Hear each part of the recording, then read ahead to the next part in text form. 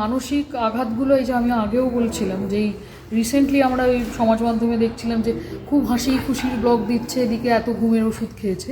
এই মানসিক দিকটা না মানে একেবারেই এতটা মানে বলা যায় না তুমি ভেতরে কতটা তোমার ড্যামেজ হয়ে গেছে যে তোমাকে ওই লেভেল অবধি নিয়ে যায়।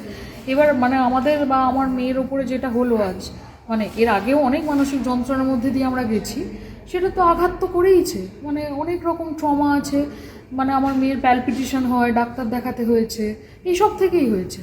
একজন বাবা হয়ে এরকম মানে কোনো কর্তব্য জ্ঞানহীন এরকম জঘন্য বাবা থাকলে তো ফেস করতে হবেই।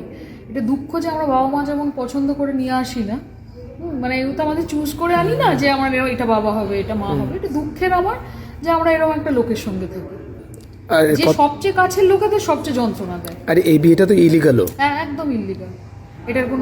এটা কোনো ভ্যালুই নেই। আর দ্বিতীয় স্ত্রী সে তোমার মেয়ের থেকে সামান্য বড়। হ্যাঁ, আমি মেয়েটার দিকেও বলবো, মেয়েটাও তো 18 বছর বয়স হয়ে গেছে। আমরা কোনো ভদ্রবাড়ির মেয়েদের দেখিনি কোনো একটা বিবাহিত পুরুষের বাড়িতে গিয়ে ঢুকে গিয়ে, ও আগে পার্টি পলিটিক্স করতে শুনেছিলাম। 17 বছর বয়সে কোন বাড়ির ভালো মেয়েরা পার্টি পলিটিক্স করে আমি জানি না।